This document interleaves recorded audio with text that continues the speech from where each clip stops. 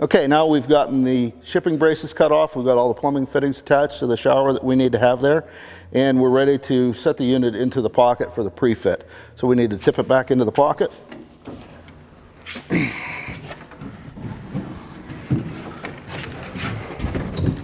Hold on.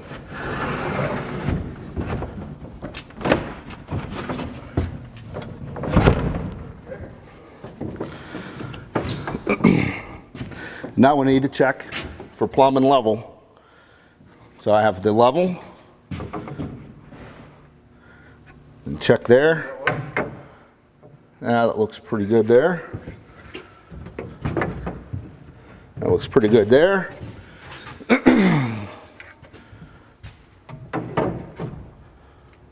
That's good there. That's good there. If you have your everything prepared before you start, it's really pretty easy. Now we need to put in some screws to get it attached, put some level marks on it so we know where to level it back to as we bring the unit back in. Now the reason we're doing this is once you put your bedding material in here, it's going to be a lot easier if you have lineup marks going across the top of the unit and down the sides and in front, so you know exactly where you want to put this unit after your bedding material's in there. We know exactly where it is right now. We're going to mark it off. So when we pull it out and put the bedding material back in, we're just going to line up to those marks and put the screws in, and it should be set perfectly.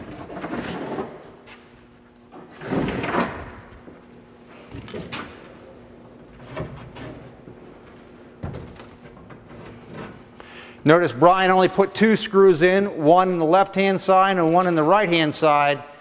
That's just so it can't be shifted this way or this way. It tightens it right up. That's all you need. You don't need anything in the back wall at this point in time. So we're set, Brian? We're set. Now we can take the screws back out and get ready to mix the bedding material.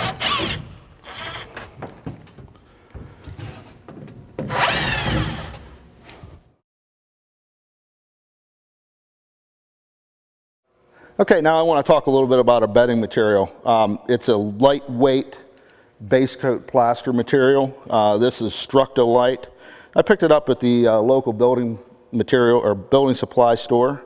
You know, it really doesn't matter what brand you use. There's several out there. Basically, what we want to do is we want to mix this with water until it has a consistency of Cool Whip, and we'll show you what that looks like.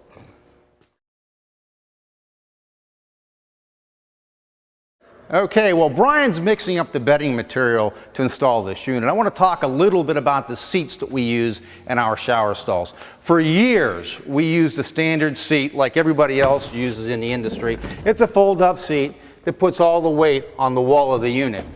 The bad thing about that is it puts all the weight on the wall of the unit.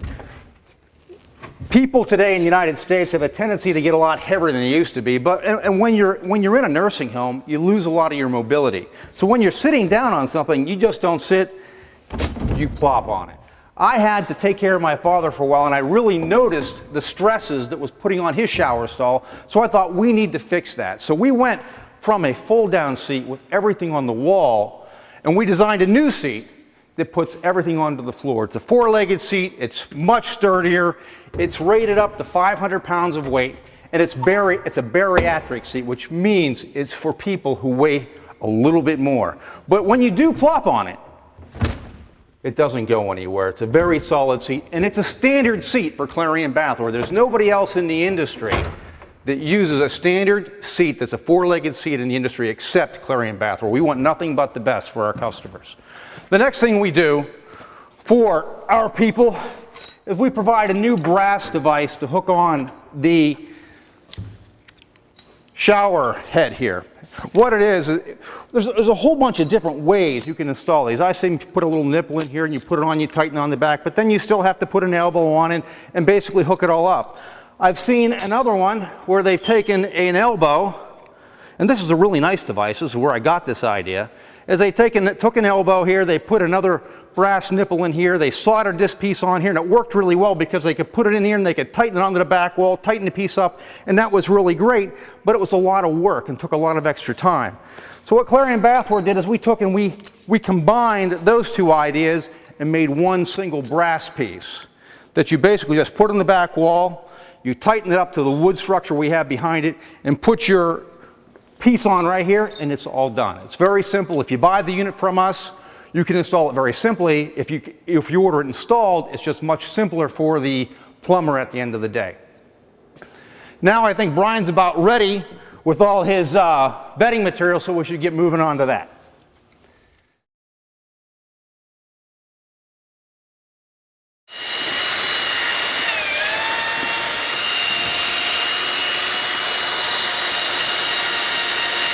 Okay, I've just got done mixing it. It has a proper consistency. It's light, it's fluffy, it stands up. We want it, you know, like I said, kind of like Cool Whip. It's the best way I can describe it. It moves really easily under pressure, but it's, you know, stays up in a pile when you put it in a pile. Okay, now we're going to go put it in place.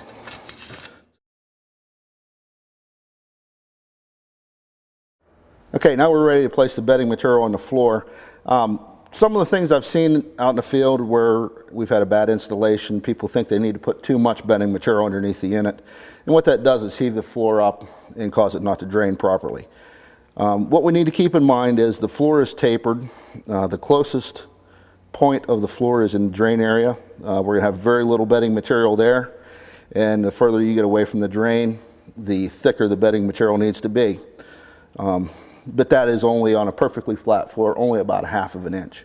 So what we need to do is try and put less material in the center, more towards the outside, but we still really don't need more than 1/2 inch. We don't have to do that perfectly. We can put mounds of material on the floor and allow the unit itself to spread those mounds out. It takes a little bit of practice, but it's not very hard to do. I'll show you here. So what we want to do is just take some material and put it out, working out from the drain, and we can put the piles or mounds closer together the further away from the drain we get. The fiberglass will support itself in some manner, you know, just not the whole floor. If there's a void underneath there, it's no big deal.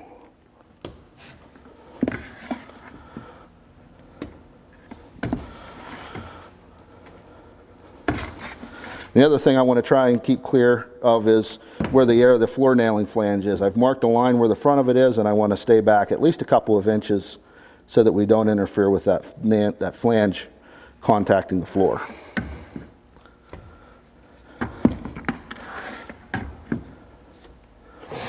Okay, that looks pretty good for this half. I'm going to move to the other half, and then we'll set the unit.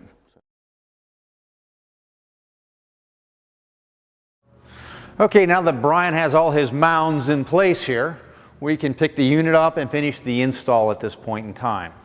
Okay, we just need to set it back in place the way we did when we did the trial fit.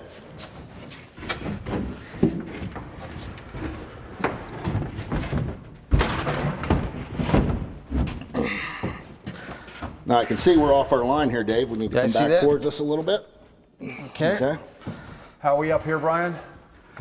It looks like the bedding material is holding up just a little bit. So want to get your level? Wiggle. Now, we can just see the lines, Dave. We don't need the level right now.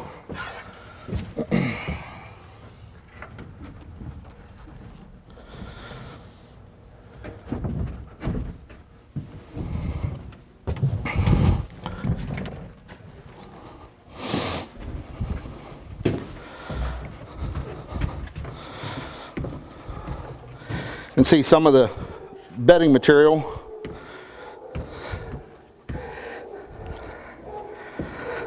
is holding the unit up. We just step on that and move it out of the way.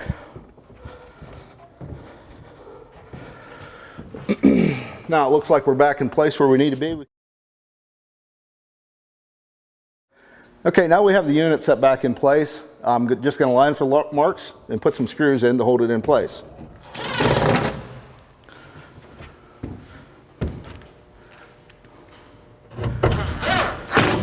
Now I've got a couple screws in it. Although it's on the marks, I just want to double check with the level. And so I can level it on the sides. That looks plumb there. It's plumb there. want to check back here, make sure it's level back here. It's level there. And then the other place I want to check is down on the nailing flange. It's level down there. I can put some screws in that to hold it down.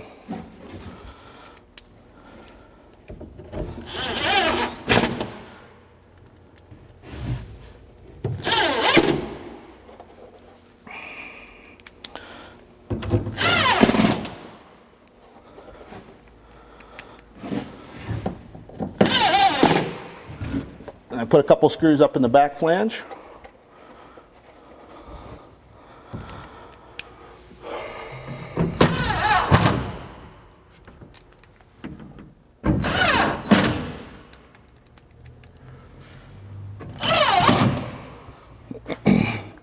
The most important part of this is to take your 2-foot level and double check on the floor to make sure you have the proper slope to the drain. And I can see here it looks good. It's good front to back, and it's good from this side. If I would have some problems where the material wasn't leveling out properly, I can just get into the shower and walk around and move that bedding material around some. If I have a lump that I see on the level, I can work at it a little bit harder. But as it is right now, this looks good. The water will drain.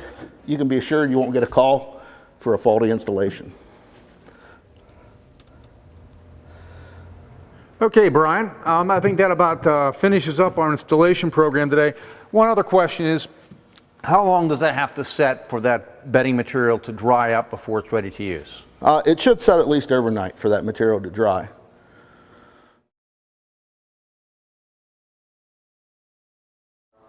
Okay, to show you how the situation worked with Brian's mounting technique, we placed a little plastic on top of the mounds before we put the shower stall in. What you can see down here is that the mounds actually spread out and fill all the voids that needed to be filled. There are a few voids in here, but as Brian said, the fiberglass does bridge over them, it doesn't cause you any problems. So this mounting approach works a lot better than trying to spread a lot of material in here and building too much material up, because then it will not drain to the drain into the drain. You'll have drainage problems. This can be, if there's not enough material, that can be corrected. But too much material, you have to cut the floor out and start all over again. So this is what it should look like at the end. This is how the mound approach works and how we recommend you install this unit.